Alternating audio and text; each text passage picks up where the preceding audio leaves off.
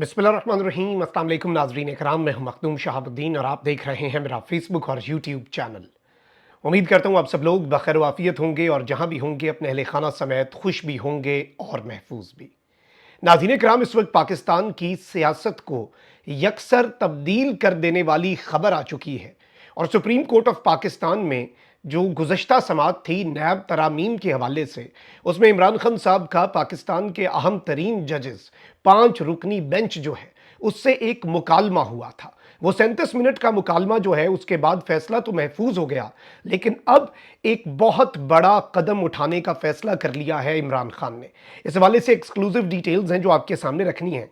जबकि दूसरी जानिब मोहसिन नकवी साहब जो हैं उनसे इस्तीफा तलब कर लिया गया है। दबाव जो है वो मोहसिन नकवी साहब के ऊपर बढ़ता जा रहा है और मोहसिन नकवी साहब जो हैं, आपको पता होना चाहिए कि किसके नुमाइंदे हैं। वो नून लीग का हिस्सा नहीं है, वो पाकिस्तान पीपल्स पार्टी का हिस्सा नहीं है और जाहिर बात है नून लीग के अंदर भी बहुत सी रिसेंटमेंट थी, लेकिन क्या करें बेचारे, क्योंकि नौकरी की तनखरा की तो उसके मिसदाक। लेकिन अब मोहसिन नकवी साहब जो हैं उनके लिए प्रेशर बहुत ज्यादा बढ़ता जा रहा है। उसके साथ ही साथ उमर अयूब जो है, जो कि ऑपोजिशन लीडर है नेशनल असेंबली में, उनके साथ सरगोदा की कोर्ट में क्या हुआ और एक नया इंकशाफ है कि उमर अयूब के साथ तो जो कुछ हुआ सो हुआ, लेकिन जो इंसदाद दहशतगर्दी की अदालत का जज है उसके साथ क्या हुआ यह ज्यादा इंपॉर्टेंट है।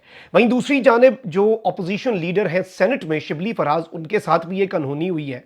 ये सारी की सारी डिटेल्स एक एक करके मैं आपके सामने रखता हूं, लेकिन पहले एक बड़ी इंटरेस्टिंग हैपनिंग हुई है कि नवाज शरीफ साहब ने, यह कैसे हो सकता है कि नरेंद्र मोदी बने वजीर आजम और नरेंद्र मोदी साहब जो हैं उन्हें नवाज शरीफ साहब मुबारकबाद दे। अभी जो मोदी साहब की अपनी इलेक्शन कैंपेन थी उसमें वो कहते थे पाकिस्तान ये पाकिस्तान वो। मैं पाकिस्तान गया हूं बगैर वीजे के, गया हूं बगैर सिक्योरिटी के, गया हूं लाहौर में एक शादी अटेंड करने, और वो बेसिकली नवाज शरीफ साहब जो हैं उनके खानदान की वो शादी थी। तो आप यहीं से अंदाजा लगा लें।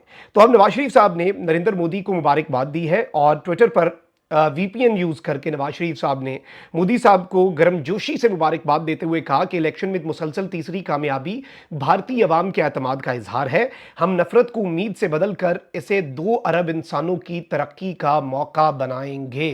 अब नरेंद्र मोदी ने बड़ा एक मानी खेज और एक बड़ा ही दिलचस्प जवाब दिया। इसे आप जिस तरह से मर्जी सोचें।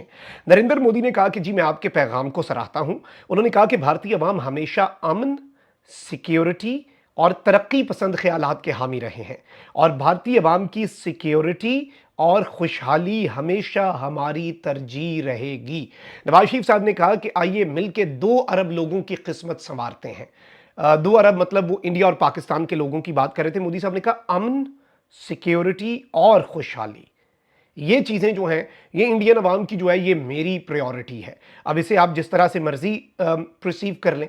अच्छा, वहीं दूसरी जानिब पीटीआई के लोगों के लिए मुश्किलात उसी तरीके से बदस्तूर जारी हैं। शाह महमूद कुरैशी साहब जो हैं उनका इस वक्त रिहा हो जाना बनता था। जो 9 मई के 8 मुकदमात हैं जिनमें उन्हें अरेस्ट कर लिया गया, साइफर तो उड़ चुका है, लेकिन कुरैशी साहब को फिर आज रिमांड पर आगे दे दिया गया। 20 अगस्त से गिरफ्तार शाह महमूद कुरैशी का 9 मई के 8 मुकदमात में मजीद 2 रोज़ के लिए जिस्मानी रिमांड मंजूर हो चुका है। इंसदादी दहशतगर्दी अदालत लाहौर पहले 17 रोज़ का रिमांड ऑलरेडी दे चुकी है। पुलिस ने अदालत को बताया कि मोबाइल फोन रिकवर करना है। वकील ने बताया कि मोबाइल फोन साइफर केस में ले गया था। अदालत ने आइंदा समाअत पर तफ्तीशी से रिपोर्ट मांग ली है। अब वहीं दूसरी जानिब सनम जावेद और आलिया हमजा जो हैं उनका मजीद गुजरावाला इंसदादी दहशतगर्दी अदालत ने भी 4 रोज़ा जिस्मानी रिमांड मंजूर कर लिया है। और मियां अली अशफाक जो हैं उनके घंटों पर मुहित और टेक्निकल दलाइल जो हैं वो बेसूद रहे क्योंकि निज़ाम अपने फैसले कर चुका है। 13 माह के बाद गिरफ्तारी और इसके बाद रिमांड पर रिमांड। इस सब के अंदर मैं आपको ये बता दूं कि मुकम्मल तौर पर सूरत हाल तो ये बन चुकी है कि गालिबन बाइकॉट ही ना कर दें कि जी आपने एक ही केस में फिर रख लें आगे, तो ये चल रहा है सिलसिला। कब तक ये बर्दाश्त जो है बर्दाश्त तो खत्म होती है। अब उमर अयूब जो है उनके साथ जो हाथ हुआ, आप ये देखें कि आज कौमी असम्बली से वॉकआउट किया गया है अपोजिशन की तरफ से। असद कैसर साहब ने यह कहा कि अपोजिशन लीडर को सरगोदा अदालत में जाने से रोका गया। वर्कर्स कन्वेंशन पर पर्चे दर्ज किए गए। क्या पंजाब में कोई मार्शल लॉ है? क्या वो पुलिस स्टेट या कोई कानून और आइन है इस वक्त मुल्क के अंदर?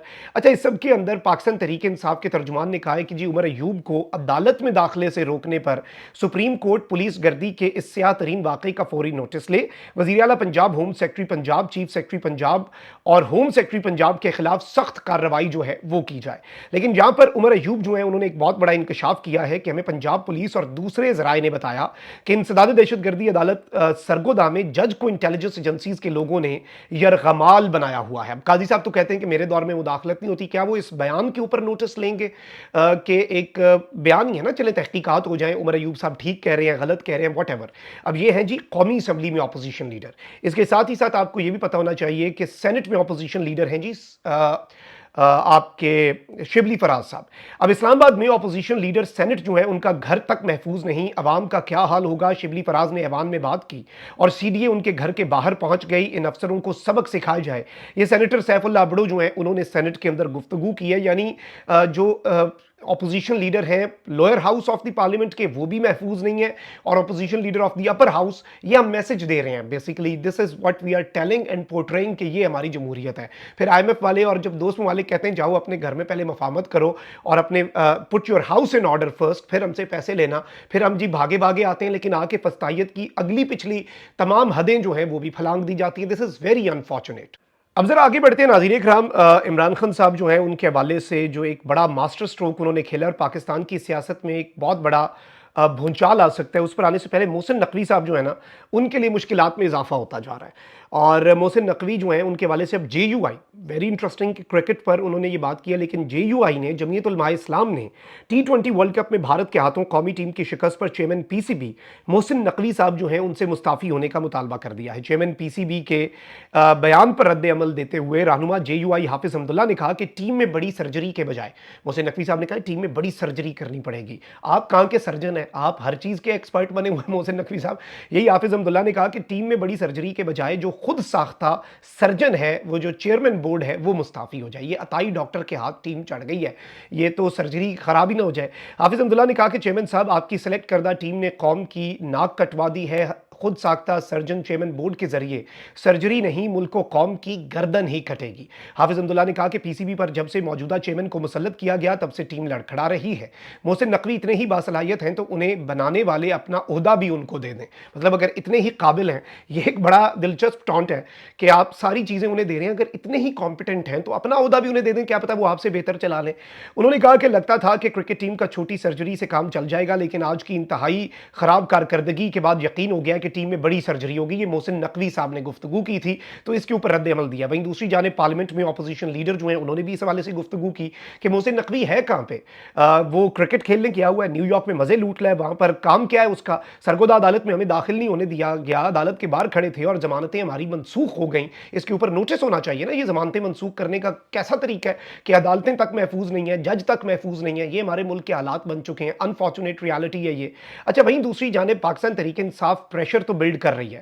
اب آپ صرف یہی دیکھ لیں کہ علی امین گنڈا پور صاحب جو ہیں انہوں نے ایک سٹیٹمنٹ دی ہے ایک انٹرویو کے اندر، اور انہوں نے کہا کہ جس دن ہمیں محسوس ہوا کہ یہ لوگ عمران خان کو اللہ نہ کرے مائنس کرنا چاہتے ہیں تو خدا کی قسم ان کا وہ حال ہوگا کہ دنیا دیکھے گی، ملک بھر میں پھر ایسی کوئی حرکت کا دوبارہ کوئی سوچے گا بھی نہیں۔